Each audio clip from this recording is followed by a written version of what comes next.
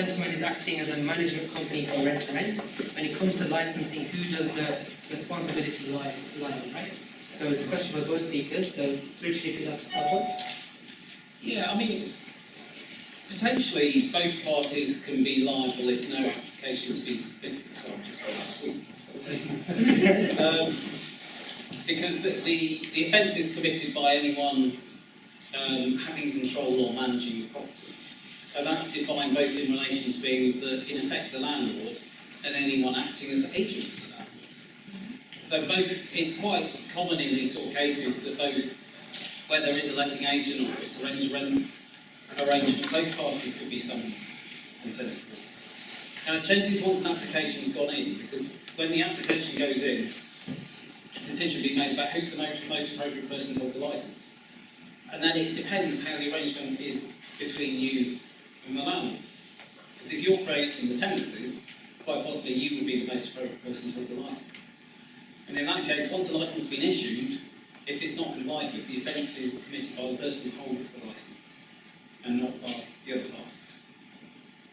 And from an investor developer's point of view? From an investor developer's point of view, I would say it's all about, okay, you've got to keep the legislation, and a lot of what we just talk about is legislation, hasn't it? It's been talked about legislation. The thing is, as an investor developer, there's always an area where we can make it work. No matter what the legislation is, no matter what the government actually throws at you, no matter what the council throws at you, we make it work. So to answer your question, specifically, it's all about, in that situation, the paperwork. It's about the red tape, it's making sure that your agreements are watertight. Ultimately, as I understand it, it's the landlord who actually owns the property. It's their property. Now, you're the managing agent, it's right that you do the due diligence. However, if you have the agreements in place with the landlord to say that you are a managing agent, in the agreement, and under the terms and conditions, you actually have that they are responsible ultimately for the property. And if you cover yourself and you take it to the extent where you actually have liability insurance for yourself to cover yourself in any type of situation like that, then you are doing the best that you possibly can. That's my belief, that's how we do it. I let you answer more.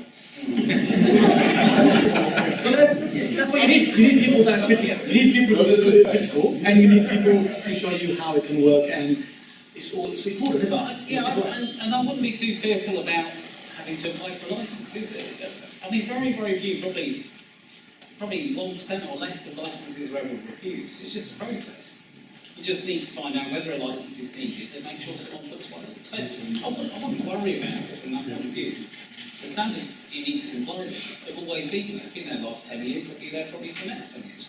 It's just you need another bit of paper as part of that process. So.